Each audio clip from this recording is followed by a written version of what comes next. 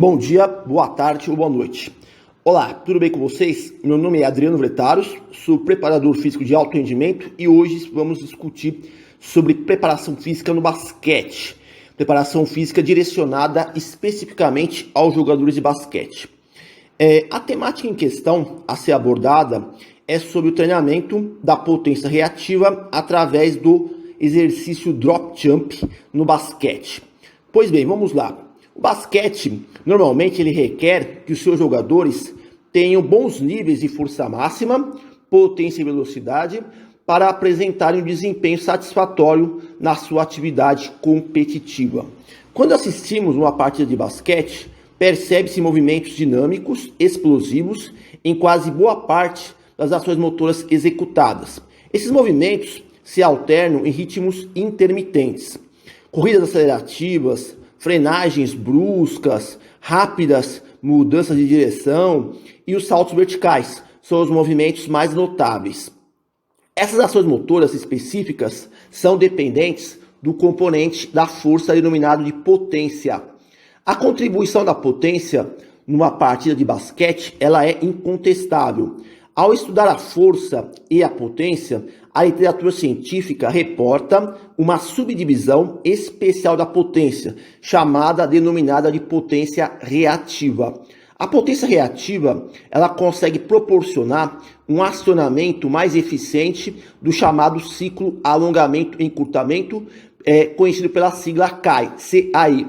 Isto é obtido graças a um treinamento sistematizado e contínuo da potência reativa, que eleva o valor do stiffness da unidade músculo-tendina. Esse stiffness, a tradução do inglês chama-se rigidez. Então, uma rigidez que vai se elevar na unidade músculo-tendina e, por conseguinte, melhorar a potência reativa. Com o stiffness mais robusto, as expressões da potência reativa em habilidades motoras específicas, como saltos, mudança de direção, entre outras tarefas, adquirem uma dinâmica comportamental mais capacitada para atender às demandas de aptidão física nos jogos. Vale mencionar que um exercício que pode auxiliar nesse aspecto é o drop jump. O drop jump também é conhecido na língua portuguesa como salto em profundidade. Na execução desse exercício, o atleta salta de uma caixa com certa altura de queda pré-estabelecida para o solo e em seguida salta verticalmente. Esse simples exercício tem uma prestação grande para com o aperfeiçoamento da potência reativa. Então, diante do quadro exposto, vamos dar um start inicial da apresentação. As características básicas do basquete seriam as seguintes: um esporte coletivo, onde duas equipes compostas de 5 jogadores cada se defrontam num espaço delimitado de aproximadamente 28 por 15 metros. É a dimensão de uma quadra, a dimensão oficial de uma quadra de basquete, pela regra da FIBA. Para poder pontuar, a equipe que está atacando precisa infiltrar no lado da quadra do adversário e arremessar a bola numa cesta suspensa a 3 metros de altura do solo. Os esforços intermitentes e acíclicos, como as acelerações, desacelerações e frequentes mudanças de direção, são nítidos durante as partidas. Os estudos sobre a análise de movimentação dos jogadores denotam que num jogo de 40 minutos de duração ocorre em torno de 900 a 1000 ações motoras em intervalos curtos de 1 a 3 segundos. Outro elemento que se percebe com o olhar clínico apurado é que a produção de força máxima e potência reativa estão presentes em boa parte das tarefas motoras. Uma questão inicial emerge. Numa varredura bibliográfica, é possível verificar que os especialistas usam 2 termos para designar a potência reativa. Alguns autores se apegam ao termo força reativa, já outros autores preferem potência reativa. Nessa apresentação, vamos empregar com certa regularidade o termo potência reativa, por acreditar que a mesma represente um componente da força específica, no caso, a potência. Então, De acordo com o autor abaixo mencionado, a potência reativa é um tipo de trabalho que vai estimular o ciclo alongamento e encurtamento, o chamado CAI, abreviado pelas siglas CAI. E com isso, seu limiar de acionamento irá tornar-se mais eficiente devido a um stiffness, uma rigidez vertical, aprimorando as atividades que necessitam de ações explosivas em curtos espaços de tempo. O que ocorre é que o stiffness na unidade musculotendínea será capaz de tolerar melhor cargas de alongamento. Ao comentarmos sobre a potência no basquete, a mesma sofre uma subdivisão estratégica em potência explosiva e potência reativa. Essas duas divisões.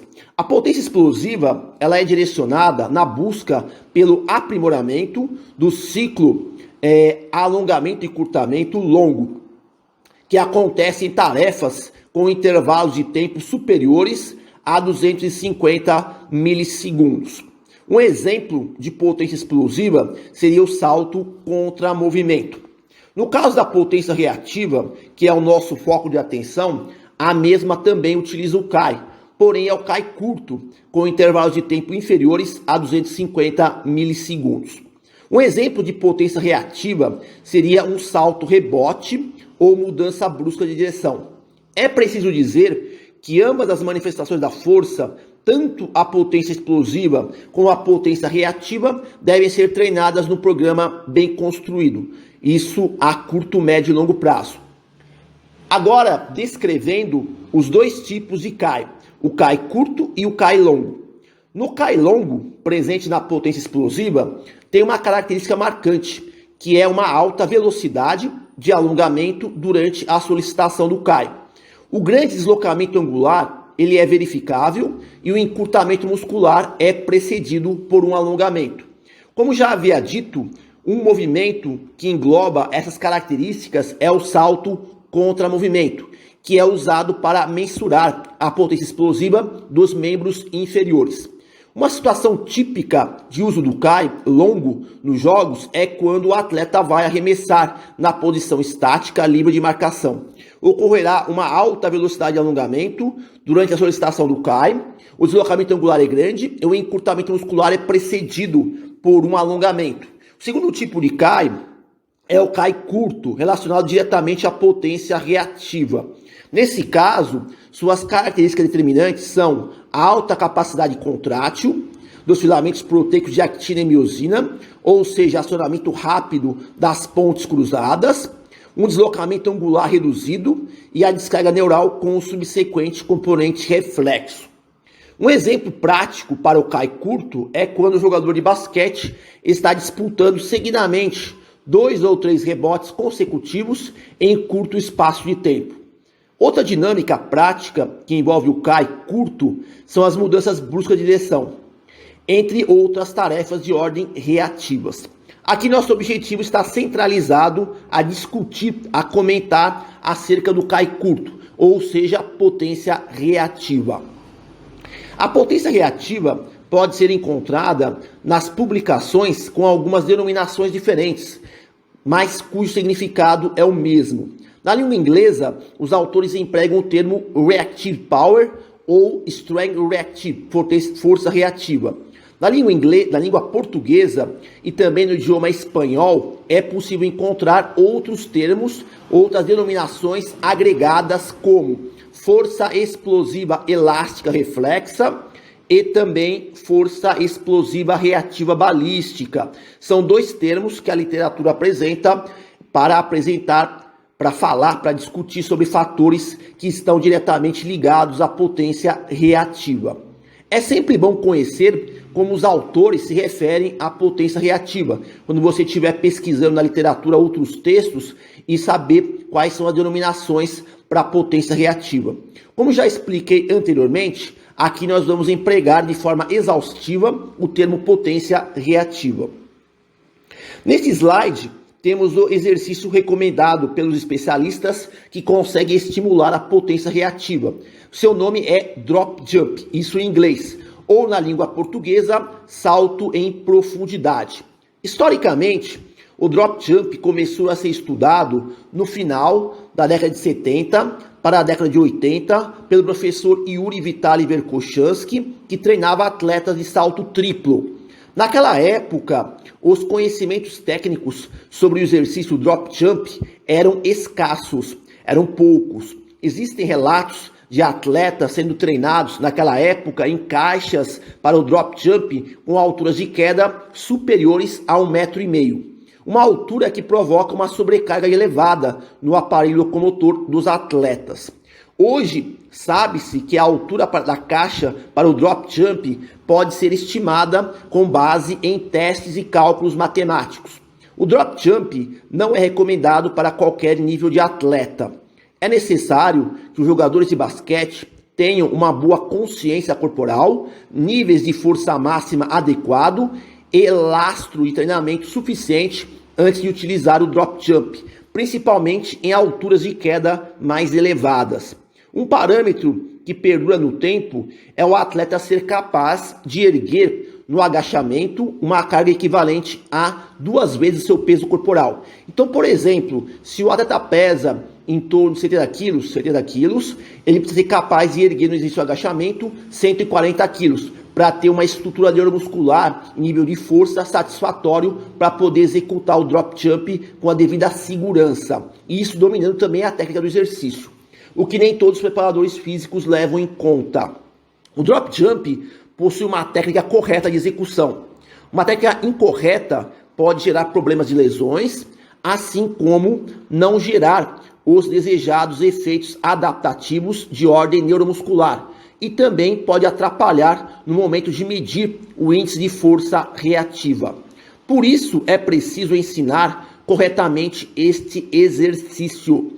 O primeiro ponto é o atleta se posicionar com uma boa postura em cima da caixa. Uma boa postura envolveria pés paralelos, próximos à beirada da caixa, tronco ereto. O segundo aspecto é que o atleta deve dar uma passada natural em direção à frente e não saltar para baixo. Deve ser uma passada natural, normal, como se estivesse andando. Normalmente, a perna que executa essa passada é a perna dominante.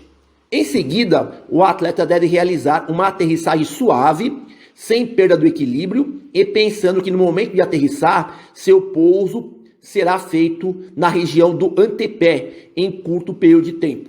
Após o atleta ter um curto contato pé-solo, é feito um rebote instantâneo para buscar atingir um salto vertical máximo. A ideia é tentar minimizar o tempo de contato pé-solo, pois somente dessa maneira é que o exercício torna-se efetivo. Ainda discutindo sobre as técnicas de execução do exercício drop jump, que é a técnica em si propriamente dita, precisamos refletir que existem alternativas de treinamento para o drop jump. Um modo é realizar a aterrissagem de forma unipodal, isto é, aterrissar com uma perna. Vale destacar que o atleta precisa ter bons níveis de força máxima na aterrissagem unipodal, pois a sobrecarga no aparelho locomotor é elevada nesta opção de treinamento, principalmente com quedas em alturas mais altas. O cenário ideal seria treinar o atleta em base bipodal, em variadas alturas, e, quando for progredir o exercício, usar caixas mais baixas para efetuar a aterrissagem unipodal e gradualmente ir elevando a altura e queda do drop jump. Nos membros superiores, alguns especialistas usam os braços fixos na cintura, porém o exercício pode ser feito com as mãos segurando um bastão nos ombros ou até em situações mais avançadas com a barra nas costas com determinadas cargas pré-selecionadas. A condição especial desse exercício é que o mesmo deve estar focado na qualidade de execução do movimento e não necessariamente no volume e intensidade. Com o movimento executado de maneira adequada, o aumento no volume e na intensidade irá ocorrer naturalmente, sem incorrer ao risco de lesões ou sobrecarregar inadequadamente o sistema ósseo-mioarticular. Entre os fatores biomecânicos do drop jump que merecem considerações, temos que explicar que quanto maior for a altura do salto, maior será a solicitação do regime excêntrico na aterrissagem. Esse trabalho excêntrico é efetuado pelos extensores do joelho, ou seja, pelo quadríceps, em conjunto com alguns músculos sinergistas e estabilizadores. Inclusive, esse exercício, com ênfase no regime excêntrico, é usado para treinar a desaceleração. No caso de serem utilizados quedas em alturas mais baixas, o regime predominante será o regime concêntrico, também dos mesmos grupos musculares que foram mencionados. O drop jump permite calcular um indicador funcional importante, que é chamado de índice de força reativa, que na língua inglesa recebe o nome de Reactive Strength Index, ou seja, conhecido pelas siglas RSI. O índice de força reativa, RSI, tem várias funções, como conhecer o valor da potência reativa e também para calcular o valor da altura de queda no drop jump para selecionar a altura de queda ótima para o exercício. Através de equações matemáticas, ou uma ou duas equações, é possível calcular o stiffness vertical, um indicador importante do funcionamento do ciclo alongamento e encurtamento, chamado de KAI. Uma nuance de capital importância para o drop jump é selecionar a altura de queda no exercício. Uma altura de queda adequada consegue provocar as adaptações neuromusculares corretas, evitando com isso o risco de lesões. Nesse ponto, é preciso conhecer os efeitos que as diferentes alturas de salto podem induzir. De acordo com os autores, se for empregado a altura de caixas muito baixas, o efeito sobre o sistema neuromuscular é baixo e não irá permitir melhorias na potência reativa. É óbvio que se forem jogadores formativos com pouca experiência no drop jump, as caixas com alturas menores seriam suficientemente apropriadas. Outra situação nesse contexto é empregar caixas com alturas mais elevadas, gerando uma cascata de efeitos colaterais adversos. Entre eles, uma aterrissagem correta, sobrecarga adicional ao aparelho locomotor, levando ao risco aumentado de lesões, perda de equilíbrio na aterrissagem, entre outras questões. Desse modo, devemos pensar em construir o exercício drop jump com uma altura de queda ótima, que com isso irá nos levar a melhorias na potência reativa dos atletas. Então, vamos discutir um pouco sobre a altura de queda no drop jump, no exercício drop jump. A determinação correta da altura de queda desse exercício pode se dar através de métodos com respaldo científico.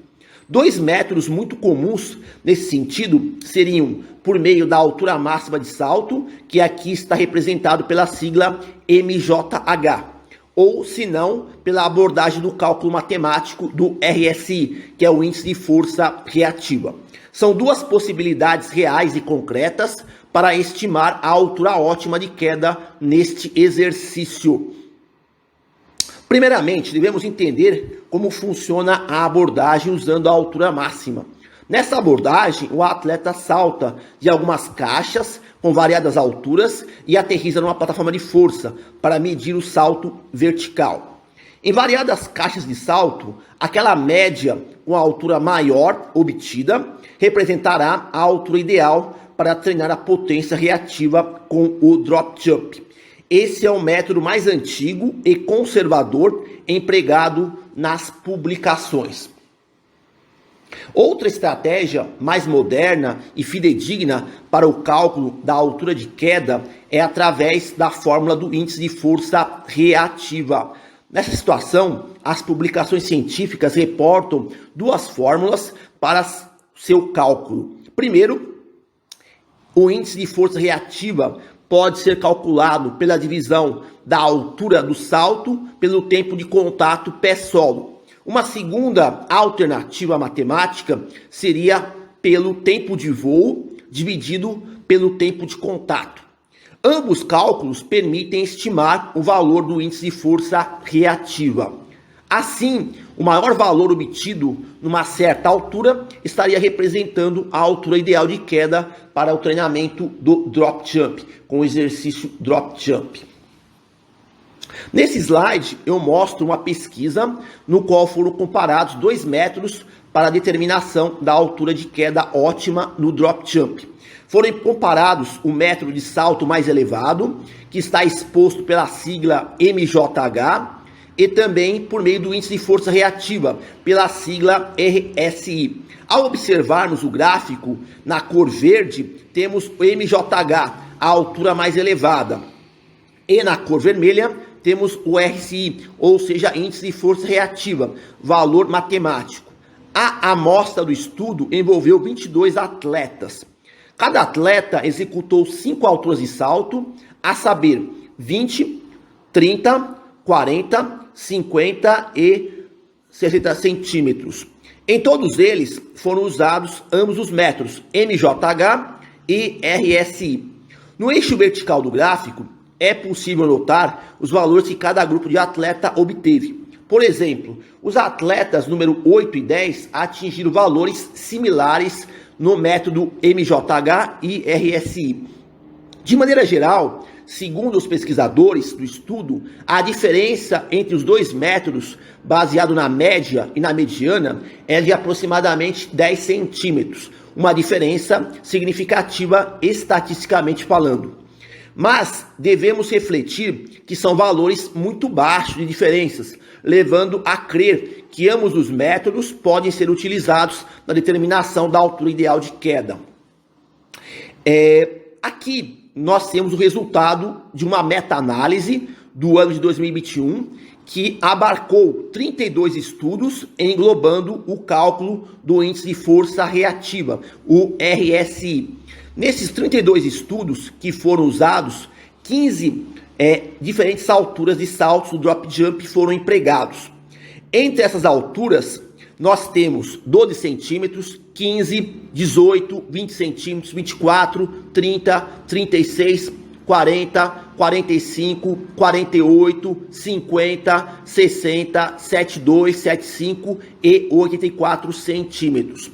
Por incrível que possa parecer, nem sempre as alturas de queda menores foram usadas em atletas iniciantes. Já por outro lado, nas alturas de queda mais elevadas, foram preferencialmente usadas para treinar ou avaliar atletas de alta qualificação, atletas de alto nível, de elite. Dentre essas alturas, ao analisar o estudo, pude notar que a altura de caixa com 30 centímetros foi um valor frequentemente empregado nas pesquisas. Talvez esse valor de queda sirva como um referencial médio para aumentar ou diminuir a altura de queda no exercício drop jump. Esse é um estudo conduzido por autores poloneses, no qual 11 jogadores de basquete profissionais da terceira divisão realizaram testes para a determinação da altura ideal de queda. Isso em 4 alturas, 15 centímetros, 30, 45 e também 76 centímetros. Em cada altura de queda, os jogadores executaram 2 tentativas. A média em cada 2 tentativas das diferentes alturas foi usada para estabelecer o cálculo matemático do índice de força reativa, o RSI. Olhando para o gráfico, nós temos no eixo vertical os valores do RSI e no eixo horizontal do gráfico os valores das alturas de queda no drop jump. Aqui nesse gráfico estão representados 2 atletas, o número 1 e o número 2. Percebam que estão plotados no gráfico a média de cada altura de queda. Tanto no atleta número 1 como no atleta número 2, os valores mais altos de RSI, do índice de força reativa, foram obtidos na caixa com 30 centímetros de altura. Esse valor representa uma altura ótima de queda no drop jump para os 2 atletas em questão. Nesse outro slide, temos o mesmo estudo da Polônia, agora analisando os jogadores de número 9 e número 10. O gráfico no eixo vertical mostra os valores do índice de força reativa, RSI, e no eixo horizontal temos a altura de queda. Aqui, nesses 2 jogadores, o valor mais elevado no cálculo do RSI foi obtido na caixa com 15 centímetros, demonstrando com isso o valor ideal para treinar o drop jump nesses dois atletas. Dessa maneira, podemos alegar que num plantel, numa equipe de basquete com 14, 15, 17 jogadores ou mais ou menos, é preciso estabelecer perfis individuais para se treinar o drop jump, para conseguirmos melhorar efetivamente a potência reativa. Detalhando um pouco mais sobre a maneira de avaliarmos o índice de força reativa, quando formos calcular esse indicador funcional, será preciso termos em mão um instrumento para medição, para mensuração. Na literatura, os dois instrumentos, ferramentas mais usados foram o tapete de salto e a plataforma de força. Numa comparação desses dois instrumentos de medida, a plataforma de força é a mais recomendada pelos especialistas, por apresentar fidedignidade e sensibilidade mais precisa, isto quando comparado com o tapete de salto. Aparentemente, apesar do tapete de salto ser de fácil uso, a plataforma de salto apresenta valores mais consistentes nos resultados. Em termos práticos, o instrumento deve ser posicionado de uma maneira que o atleta realize a aterrissagem no drop jump em cima desse instrumento para que a mensuração seja feita de forma correta. Em relação à altura das caixas, é preciso estabelecer quais alturas você vai usar com base na experiência dos jogadores, categoria competitiva e nível de força máxima dos membros inferiores. Podemos dizer que quando se avalia o índice de força reativa, é possível obter uma série de dados importantes. Nas pesquisas, as variáveis cinemáticas e cinéticas que são regularmente apresentadas seriam 8, entre elas as seguintes: tempo de contato, que é calculado diretamente através da curva de força-tempo, com um certo limiar de força na unidade de newtons para determinação do tempo de contato. Outra variável é o tempo de aterrissagem, que representa o breve tempo em que o corpo do atleta demanda para atingir a plataforma de força após saltar da caixa. Tempo de push-off é o tempo de contato pé-solo, o tempo dispendido para a aterrissagem e sua subsequente força de reação ao solo para a decolagem. Tempo de voo, representando o tempo de fase aérea, isto é, o tempo em que o corpo do atleta permanece no ar. A altura de salto seria a altura máxima do salto vertical após a aterrissagem rápida, representando o deslocamento vertical do centro de massa dos atletas. RSI, o índice de força reativa, é calculado dividindo-se a altura do salto pelo tempo de contato.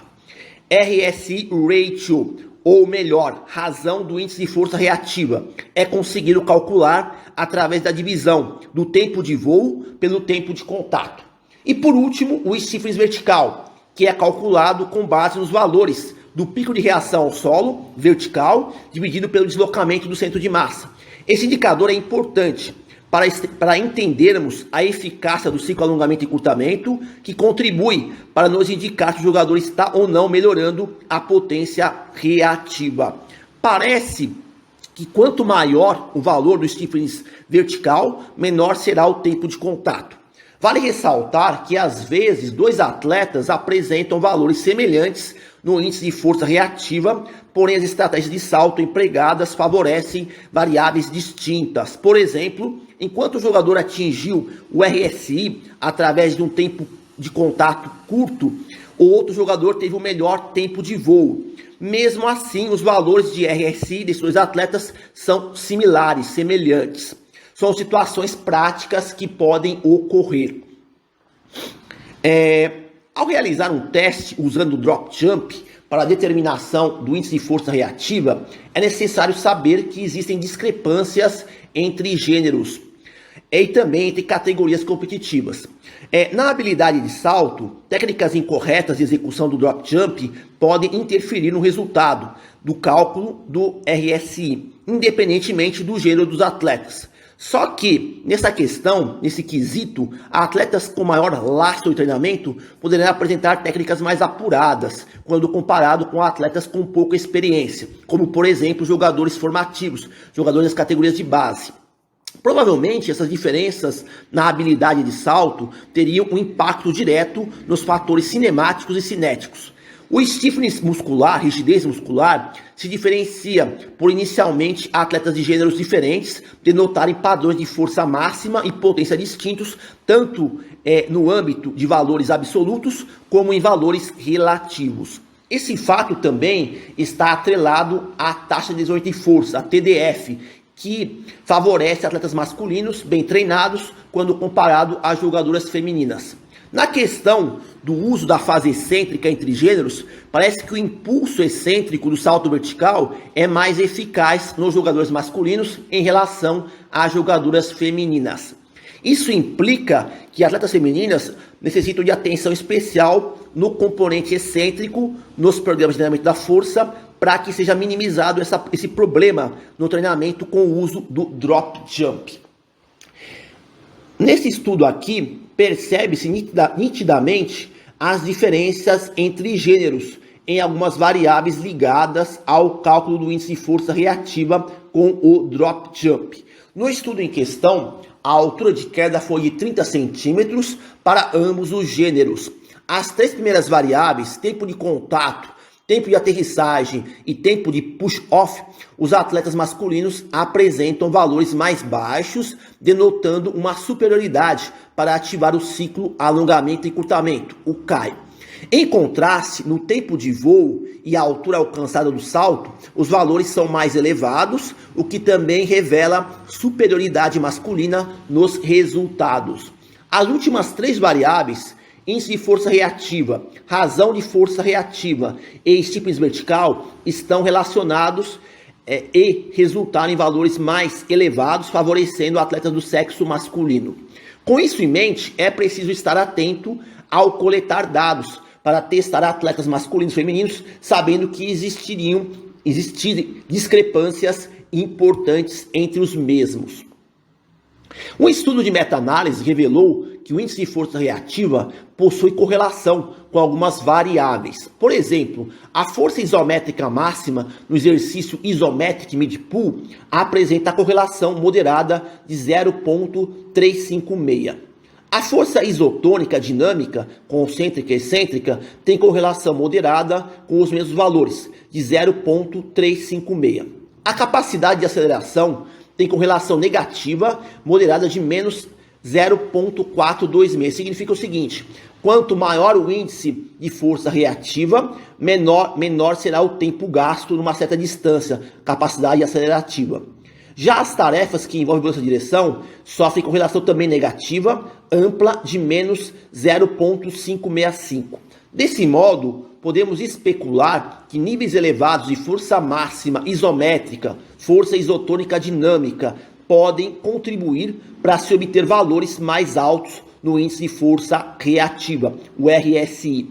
Em outro sentido, os valores de elevados de força reativa, índice de força reativa, podem auxiliar na capacidade acelerativa e também nas mudanças de direção bruscas.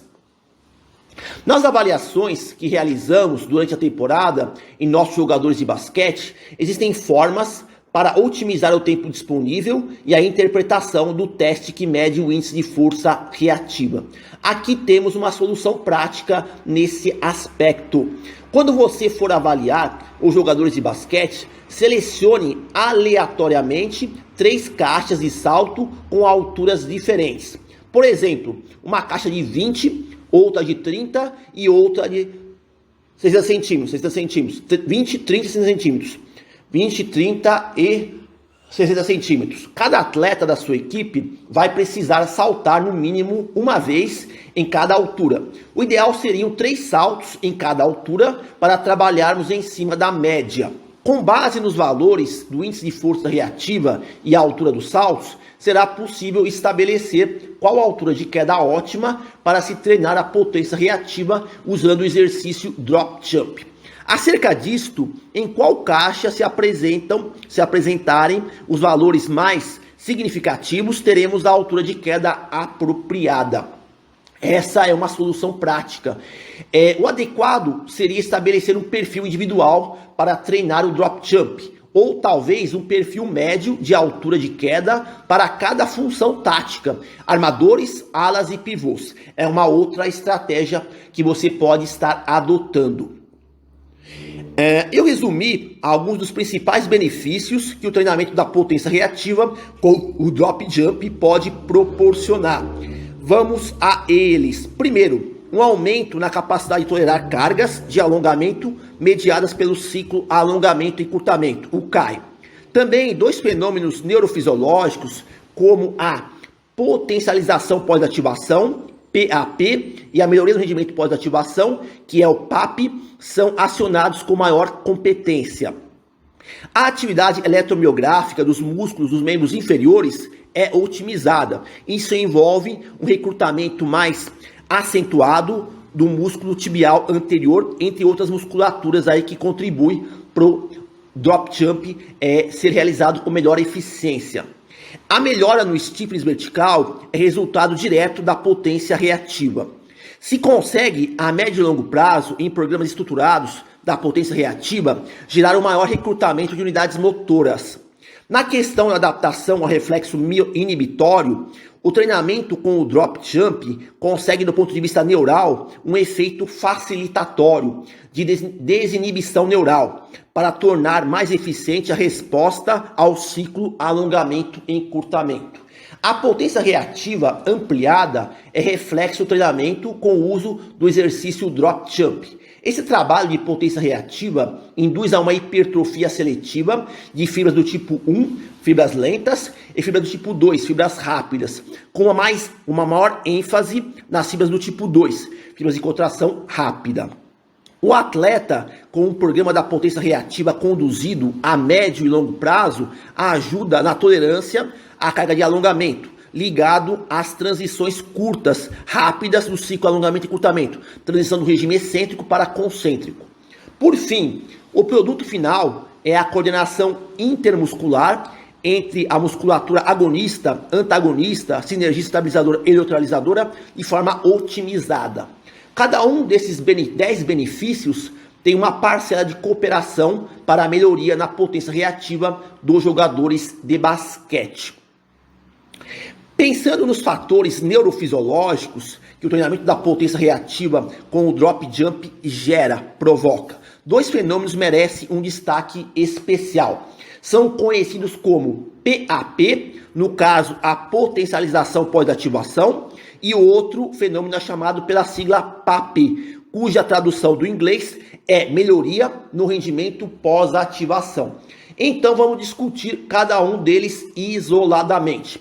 A potencialização pós-ativação, o PAP, é um fenômeno agudo que pode perdurar até 10 minutos após uma estimulação neuromuscular adequada, como por exemplo com o drop jump. A mesma é dependente de alguns fatores, como a fosforilação das cadeias regulatórias leves de miosina, que elevam a sensibilidade da bomba de cálcio, o reflexo H, ou também chamado de reflexo de Hoffmann, que tem uma relação direta com a questão do processamento neural, questões pré e pós-sinápticas, e as alterações na arquitetura muscular, especificamente no ângulo de penetração. O ângulo de penetração vai se tornar menor. O segundo fenômeno neurofisiológico que pode ser ativado com estímulo neuromuscular através do drop jump é a melhoria no rendimento pós-ativação, da sigla PAPE, PAPE, que depende exclusivamente de uma elevação na temperatura muscular, também uma retenção hídrica maior nas miofibrilas, gerando uma maior rigidez, e de um padrão de atividade eletromiográfica elevada.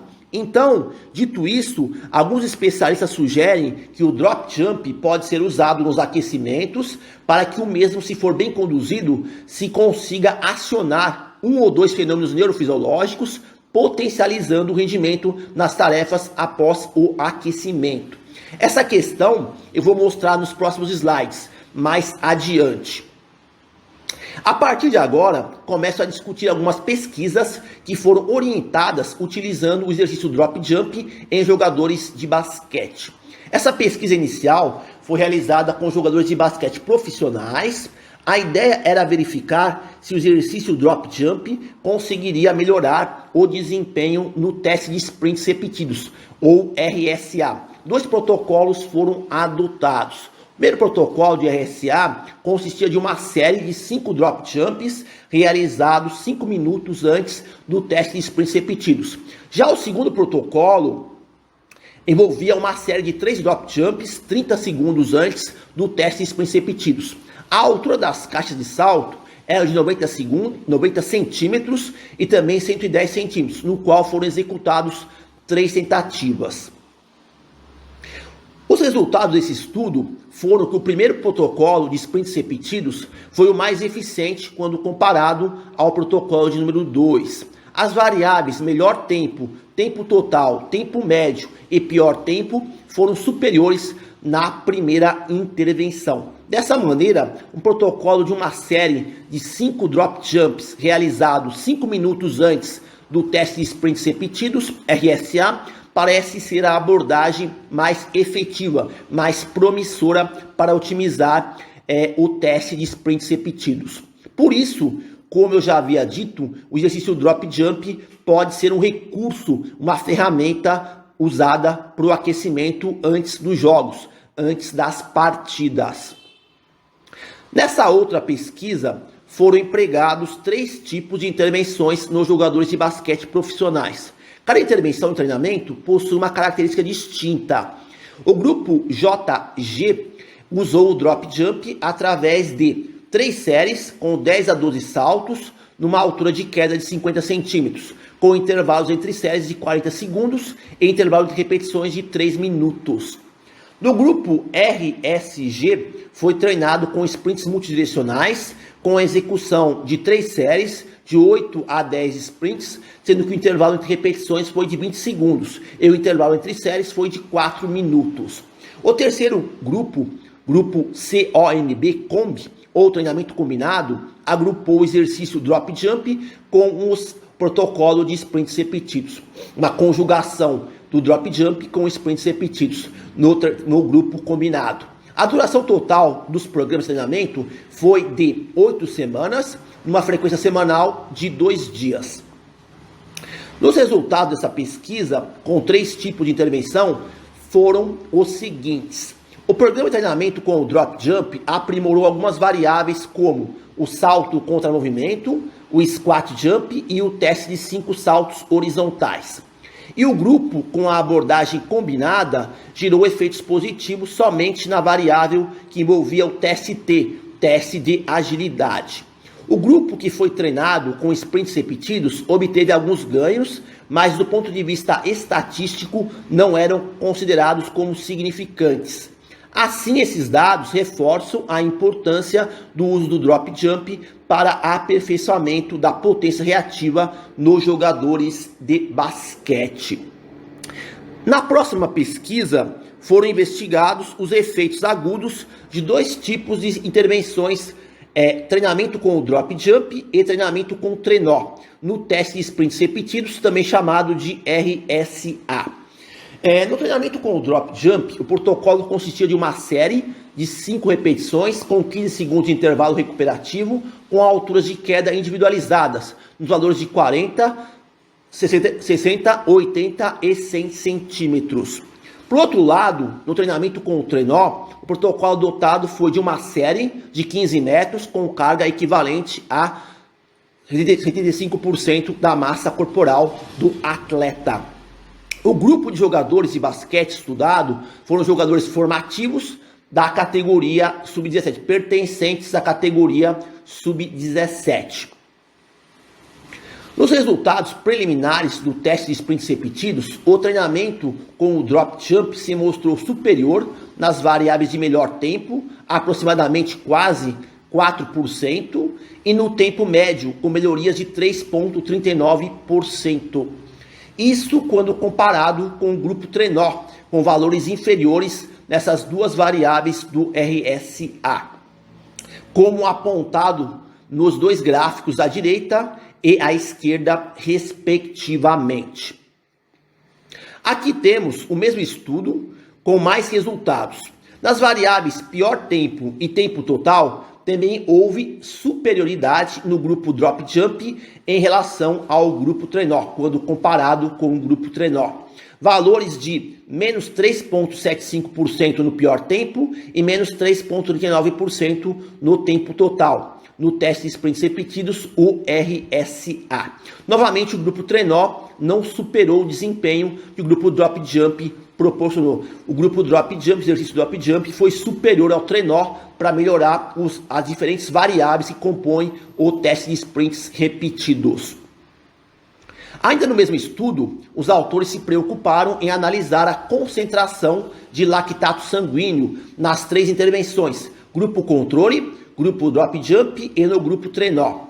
Quando observamos cada um dos valores de lactato sanguíneo, é possível notar que o grupo drop jump foi aquele que mostrou valores menores de concentração de lactato, o equivalente ao aumento de 674% quando comparado a 789% no grupo trenó e 770% no grupo controle. Assim, o grupo drop jump, além de apresentar desempenho superior no teste de sprints repetidos, também se mostrou uma estratégia metodológica acertada com menos concentração de lactato sanguíneo. Mais uma pesquisa nova, dessa vez abordando o cálculo matemático do índice de força reativa, RSI, com diferentes alturas de queda. Foram usadas 4 caixas de salto, com as respectivas alturas de 20, 30, 40 e 50 centímetros. Em cada altura de caixa, foram realizadas 3 tentativas. Esse estudo envolveu jogadores de basquete de categoria profissional. Nos resultados desse estudo, os dados foram apresentados no formato de Blockspot. Para cada altura de queda, temos valores do índice de força reativa das 3 tentativas. Para quem não sabe interpretar o Blockspot, a leitura seria a seguinte: no retângulo central, a linha do meio representa o valor da mediana. A parte inferior do retângulo é o primeiro quartil e a parte superior do retângulo se refere ao terceiro quartil. Os valores de dispersão ou desvio padrão são expostos nas linhas das extremidades. Entendido isso, nota-se que na altura de queda de 20 centímetros, os valores de mediana não oscilam muito. No salto com a caixa de 30 centímetros, também houve pouca variação em cada tentativa. No salto da caixa de 40 centímetros, aparenta uma pequena alteração na mediana na segunda tentativa, quando comparado com a primeira e terceira tentativa. Na caixa de 50 centímetros, também a mediana oscilou muito pouco. De acordo com os autores da pesquisa, esses dados em forma de Blockspot não demonstram diferenças significativas do ponto de vista estatístico. Aqui nós temos a mesma pesquisa com os dados apresentados numa outra configuração. A média de cada altura de queda foi mostrada em valores nominais. Percebe-se que a maior média obtida pertence à caixa de 30 centímetros quando comparado às demais médias. Todavia, quando observamos os valores de erro típico, percebe-se que a caixa de 30 centímetros de altura se destaca com valores substancialmente superiores em relação às demais, de 20, 40 e 50 centímetros. Enquanto o erro típico na caixa de 20 centímetros foi de 0,07, na caixa de 40 centímetros também foi de 0,07 e na caixa de 50 centímetros foi de 0,09. A caixa de 30 centímetros denotou um valor de erro típico muito aquém dos demais valores, de 0,39. Esse fato, por si só, é um indicativo que essa altura de queda pode ser descartada dessa população específica de jogadores. Assim, essa informação serve de alerta para que quando formos testar nossos jogadores de basquete, para encontrarmos a altura de queda ideal para o drop jump, haja mais de uma tentativa em cada altura de caixa para podermos calcular corretamente a altura certa para a prescrição do treinamento da potência reativa. Nessa outra pesquisa, foram verificados alguns parâmetros biomecânicos do drop jump.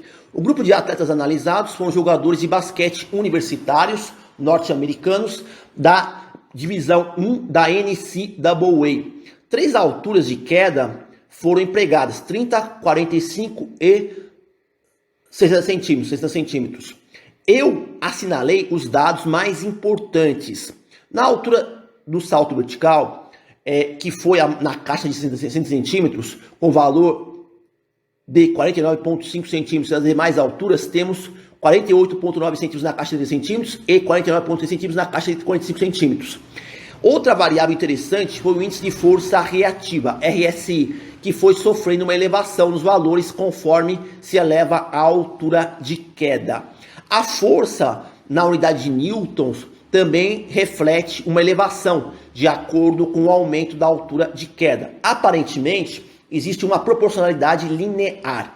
O trabalho nas fases excêntrica e concêntrica do salto vertical foram calculados em valores relativos à massa corporal dos jogadores, na unidade de newtons metros por quilograma. O trabalho excêntrico no salto vertical foi maior na caixa de 60 centímetros quando comparado com as demais, 30 e 45 centímetros.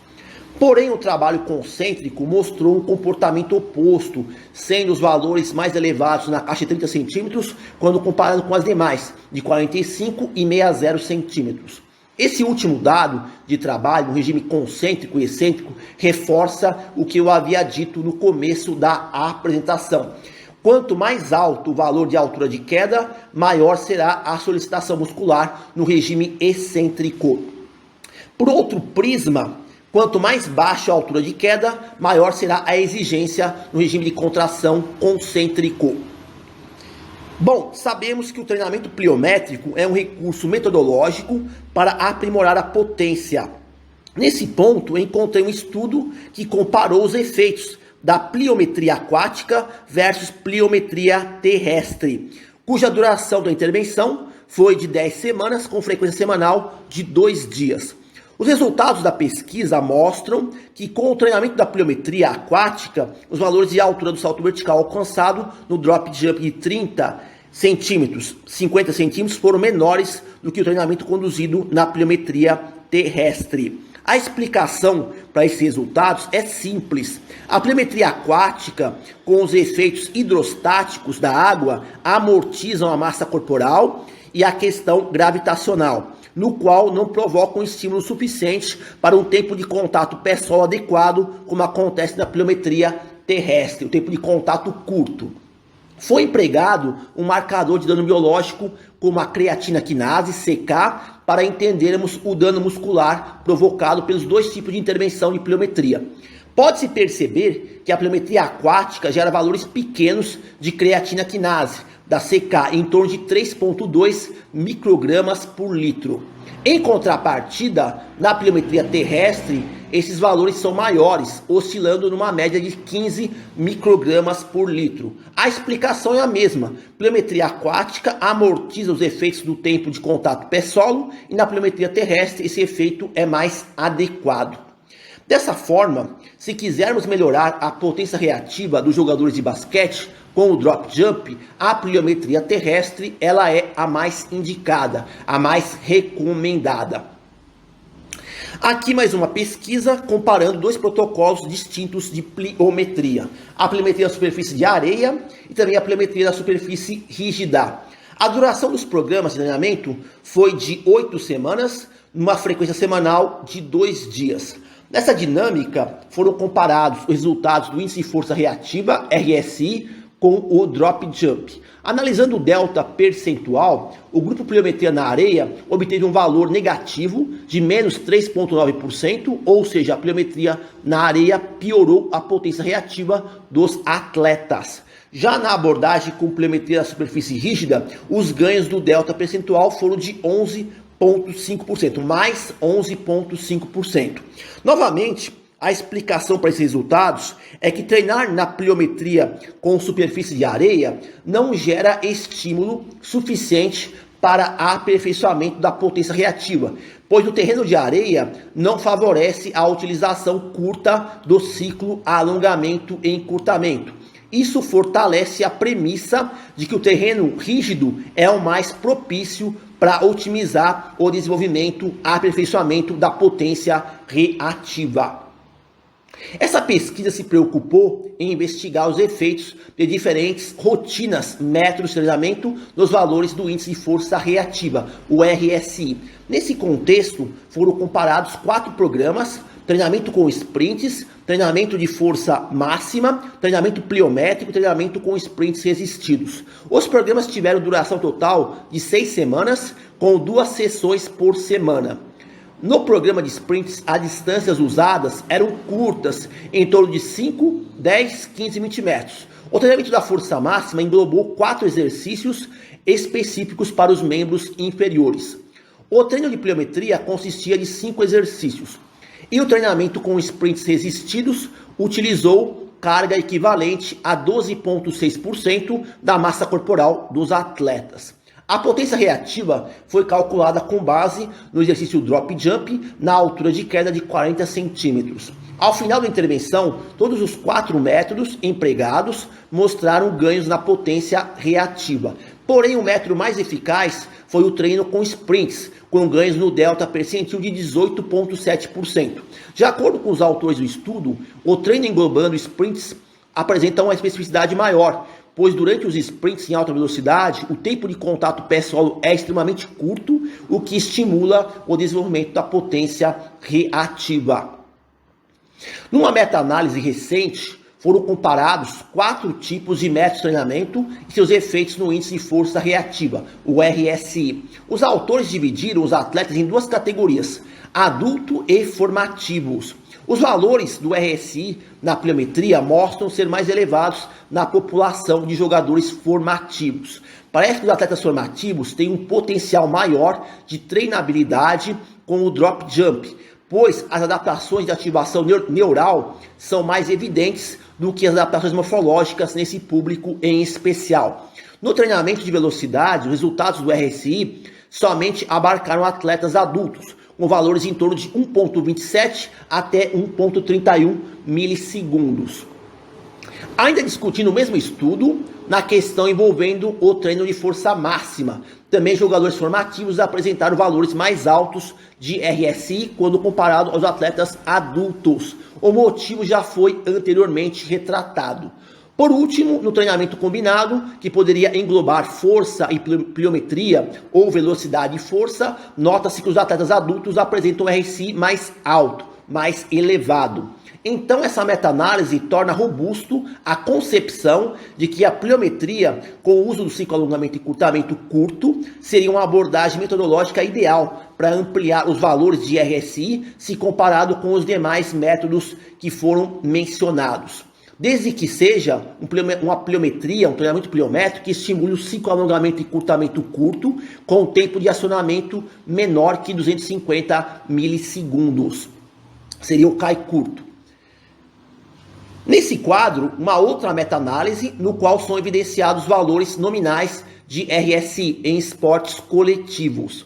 Foram analisados tanto atletas profissionais como também universitários. Vamos verificar. No voleibol, o valor de RSI foi de 0,8 numa altura de queda de 30 centímetros. No rugby universitário, o RSI encontrado foi de 1,25 numa caixa de 12 centímetros.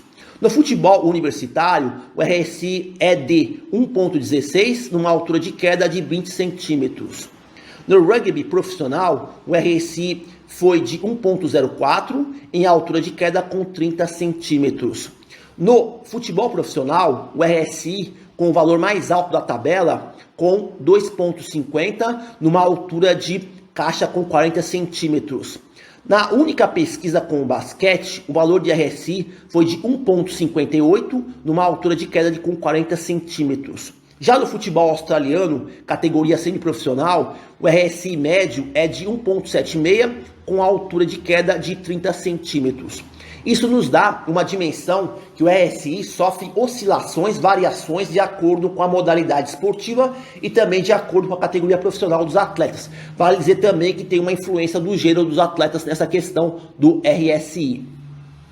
Nesse outro quadro, reunia dados de 6 estudos diferentes somente sobre o basquetebol, em variadas categorias competitivas. Numa análise global, é possível perceber que os valores de drop jump usados nos testes foram de no mínimo 15 centímetros até a altura máxima de 7,5 centímetros.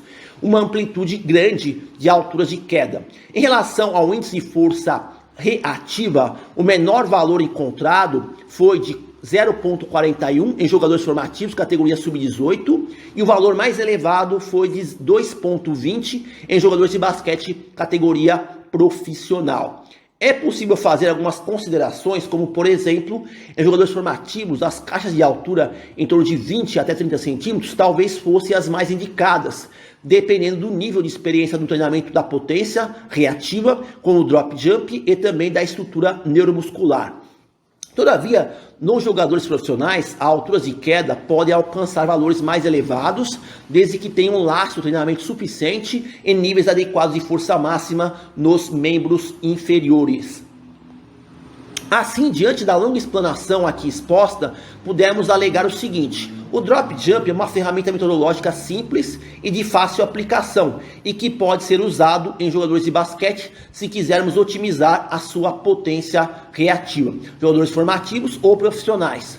Porém, alguns pontos devem ser levados em conta. Por exemplo, é necessário que os atletas dominem a técnica correta do exercício para evitar lesões ou erros de medida no momento de avaliar o índice de força reativa, o RSI. Aparentemente, o drop jump é um exercício versátil, pois sua implementação pode se dar na sessão de treinamento ou no aquecimento para os jogos. Alguns dos métodos que a literatura respalda para poder auxiliar no ganho de potência reativa são treino com sprints e também treinamento pliométrico. Ambos estimulam o ciclo alongamento e encurtamento curto, menor que 250 milissegundos.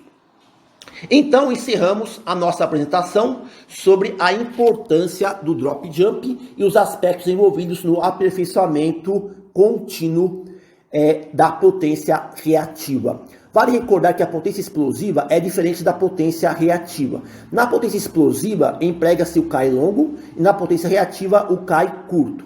Lembrando sempre dos cuidados por trás do uso do exercício drop jump, analisando com cautela a maturação biológica dos atletas, a sua estrutura neuromuscular, níveis de força máxima dos membros inferiores, assim como o lastro de treinamento com essa utilização dessa abordagem que é o drop jump. Seria interessante examinar estudos de ordem longitudinal para entendermos como se dá o comportamento do índice de força reativa numa temporada ou entre mais de uma temporada consecutiva.